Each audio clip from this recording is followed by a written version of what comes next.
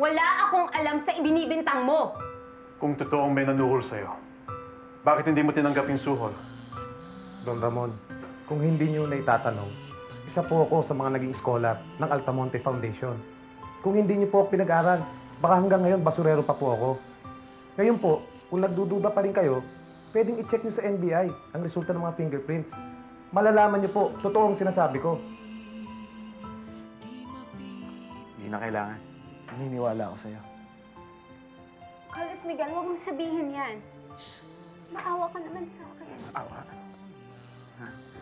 Hindi awa na naman ko sa'yo. Tama na yan! Tama na yan! Tama na!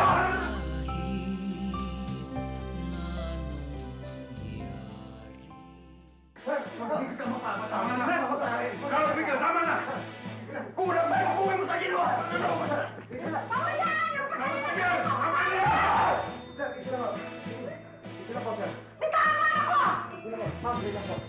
Papatay niya! Papatay ka! Carlos Miguel, tama na!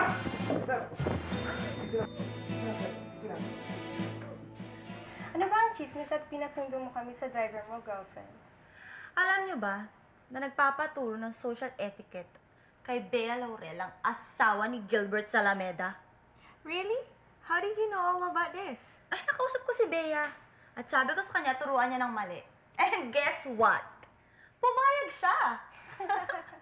Ay, funny. I wanna meet Cecilia na so I can see na her palpak. Don't worry, makikilala niyo rin siya. Dahil nag-set ako ng dinner at sisiguraduhin ko na mapapahiya ang Cecilia na yan. Who's this Cecilia ba? Bakit hate na hate mo siya? Naniwala ako sa'yo, hayop ka. Ginawa mo akong gago! Hayop ka, dapat talaga sa'yo mamatay eh! Tawan mo, anak ko. Victoria! Ayaw mong bitawan? Akong papatay dyan sa babae! Shut up! Akong papatay dyan! Victoria! Papatayin kita!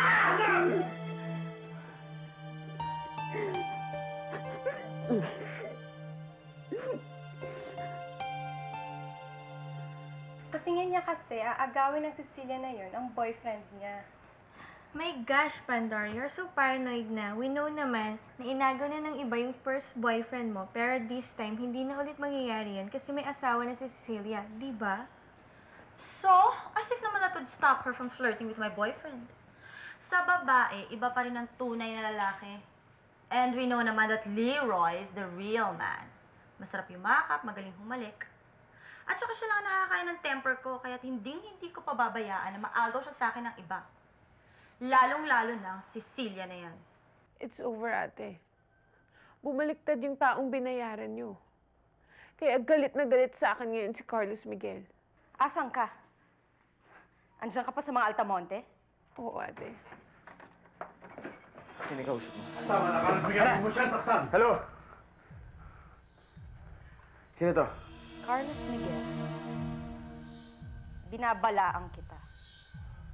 Kapag may nangyaring masama kay Olga, pagbabayarin kita! Kung gano'ng totoo nga lahat, Consuelo. Ikaw nga talaga si Olga.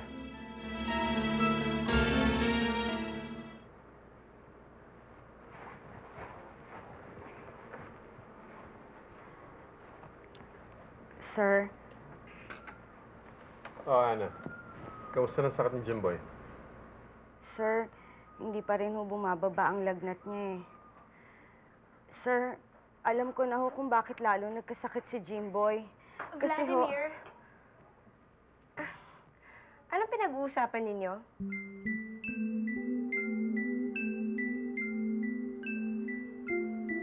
Papaiwan mo muna kami. Kausapin ko lang to.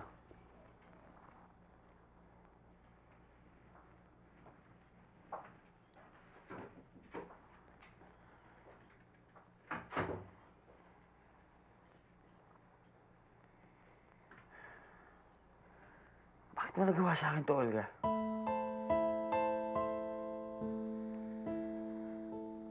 Pinaniwala mo kung ikaw si Cecilia. Yung boses mo.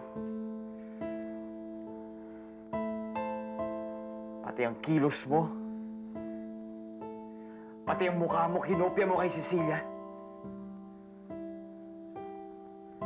Bakit, Carlos Miguel? Ginusto ko ba to?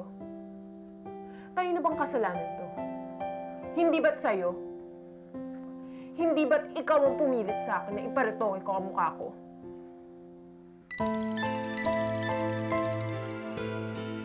May problema ba?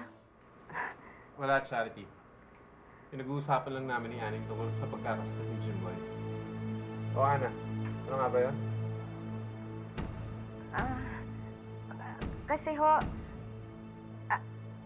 Kasi ho, uso ho pala talaga ang lagnat ngayon.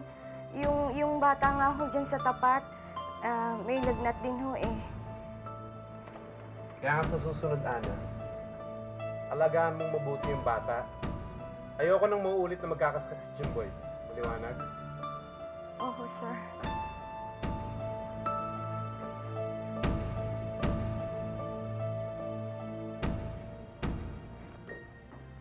Pero hindi ba't ikaw ang nagdesisyon na baguhin ang mukha ko? Dahil akala ko ikaw si Cecilia. Dahil hindi ka tumanggi. Hindi mo sinabi sa akin ang totoo dahil gusto mo akong lokohin. Gusto mo akong paniwalain na ikaw talaga si Cecilia. Dahil mahal kita, Carlos Miguel. Mahal na mahal kita. Hindi ikaw mahal ko. Si Cecilia ang mahal ko. Ako si Cecilia.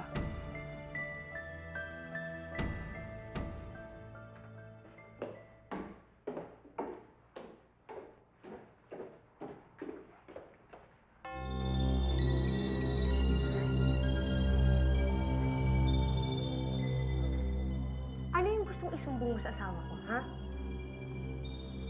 Wala ho, ma'am. Anong wala? Yung totoo.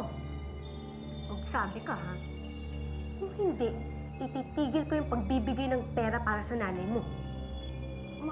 Ma'am, wag ho. Maawa na po kayo sa akin. Yun lang naman po ang inaasahan ko eh. Naawa lang naman po ako kay Jimboy. Hindi niyo na siya dapat binhisan ng tubig. Don't dare bite the hand that feeds you. Subukan mo isumbong sa asawa ko. Dalawa kayo ni Jimboy ang ilulubog sa tubig.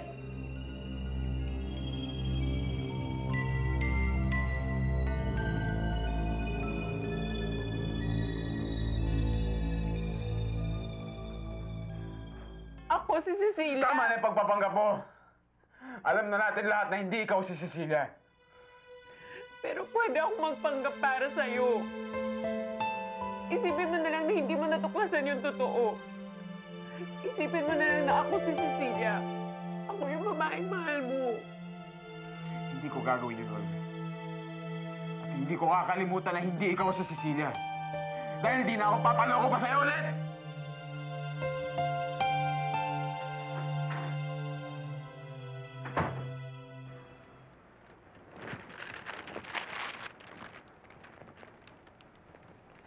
Oh, ba't nag-iisa ka dyan? Halika, samahan mo ako, manood tayo ng mga pelikula. Meron ako ng mga DVDs eh. Hindi, wag na. Dito na muna ako. Bakit, Cecilia, may problema ba? Wala naman. Hindi lang maalis sa isipan ko yung sinabi ni Dr. Peron. Yung tungkol sa anak nila ni Inay na namatay. Alam mo, Gilbert, parang gusto ko tuloy puntahan si Inay at tanungin siya tungkol sa kapatid ko.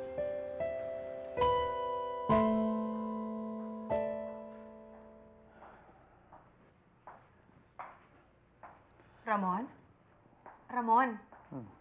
Ang anak mo? Ayun, nagkukulong sa kwarto natin. Ayaw makipag-usap. Hayaan mo na muna siya. Siguro, hanggang ngayon, shock pa yon sa mga nangyari. Eh, yung maldita, buhay pa ba? Nandun sa kwarto nila ni Carlos Miguel. Narinig ko nga, iyak nang iyak. Sana bumaha ng luha, tapos malunod siya. Olga? Nasaan si Olga?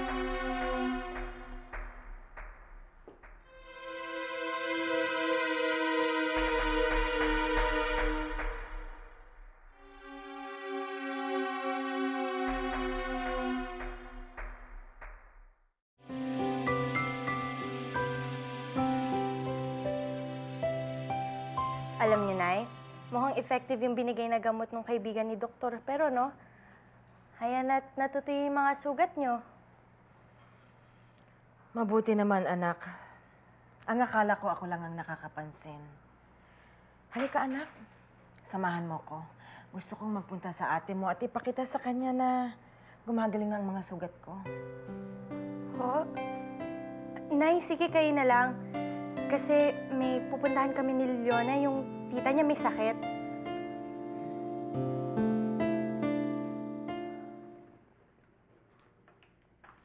Bakit mo dito hanapin si Olga? Hindi ba sabi mo nasa Amerika siya? Huwag na tayong maglokohan. Alam kong alam niyo na siya si Olga. Bakit ano yung amon lokohin? Ni Olga ang anak ko. Ha, Consuelo? Dahil unang naniwala si Carlos Miguel na siya si Cecilia. Hindi ba't ang anak ni Pang nagpaayos ng mukha ni Olga? Nakakita lang ng pagkakataon ng kapatid ko para magsama sila ng anak niyo. Na kinonsinti mo! Alam mo, I'm beginning to question your sense of values, Consuelo. Or the lack of it. No wonder ganun ang ugali ni Olga. Mana siguro sa'yo! Kaya wag mo kaming kakalabanin. Ito tatandaan mo doon ni Victoria. Wala na kaming konsensya.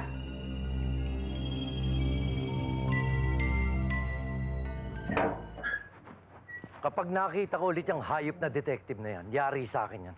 Hayaan mo na, pare. Wala ka nang magagawa. Nagkakagulo na roon sa mga Altamonte, pare. Kaya nga hindi ako mapalagay dahil sa anak ko. Hintayin mo ko rito, kukunin ko yung baril ko.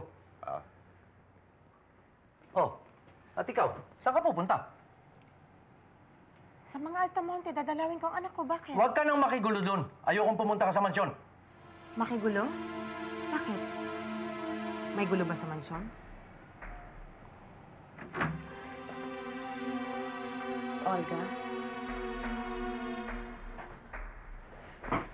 Ate?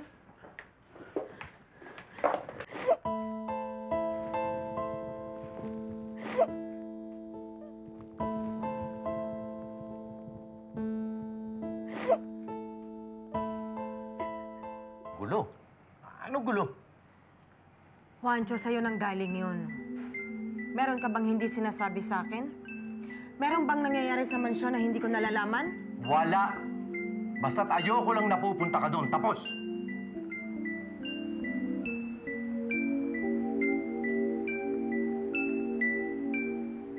Galit na galit sa akin si Carlos Miguel. Hindi niya ako mapatawad. Alam ko. Alam ko rin na wala ka ng kakampi dito. Kaya, Olga, mas mabuti pa siguro kunin mo na lahat ng gamit mo. Iuwi na kita. Hindi, ate. Hindi ako aalis dito. Hindi ko pwede iwan si Carlos Miguel.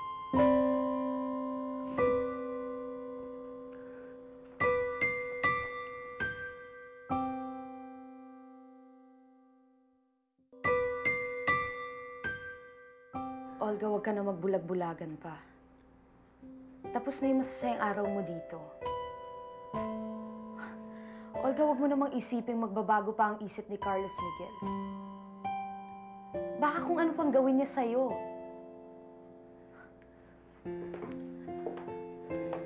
Halika na, iuwi na kita. Hindi, ate.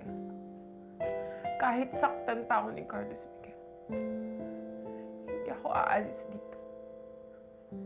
Ipaglalaban ko ang karapatan ko sa kanya. Karapatan? Olga, gumagana pa ba yung utak mo? Huwag mong ipagpilitan ng hindi na pwede. Bakit ito sa sarili mo? Maawa ka naman sa sarili mo. Bakit, ate? Ano pa bang mawawala sa akin, ha? Lahat nabigay ko na kay Carlos Miguel. Pati mukha ko, napalitan ko na. Nang dahil lang sa pagmamahal ko para sa akin. Ngayon pa ba ako susuko, ate?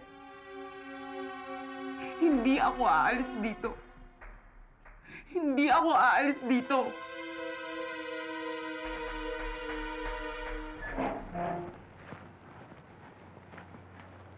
Inay, saan ho kayo pupunta? Sa mga Altamonte. Di ba sinabi na ho sa inyo ni Chong na wag ho kayo pupunta doon? Oo nga, pero kinakabahan ako eh. Pakiramdam ko merong hindi sinasabi sa akin ang tsuhuancho mo. Kaya mas lalong gusto kong tumuloy. Dadalawin ko ang kapatid mo. Sige ha, ikaw na munang bahala sa bahay. Hindi pwedeng hindi umalis si Olga dito, Consuelo. Ayoko na siya makita, kaya pwede ba iuwi mo na siya? Carlos Miguel, kung ako naman ang masusunod, yun din sana ang gusto kong mangyari. Kaya lang talagang matigas ang ulo ng kapatid ko, wala na akong magagawa. Huwag mo na antayin na ako pa mismo ang kumaladkad sa kanya palabas ng bahay na to. Kahit na paalisin mo pa ako dito. Kahit nakaladkarin mo pa ako palabas ng bahay na to. Hindi mo pa rin maiaalis ang katotohanang asawa mo ko. Kasal tayo sa simbahan, Carlos. Sa mata ng tao at sa mata ng Diyos. Nangako tayo na magsasama habang buhay sa hirap at ginhawa. Kaya ngayon pala, ipinapaalam ko na sa'yo na tutuparin ko ang pangako kong hindi ako aalis sa bahay na to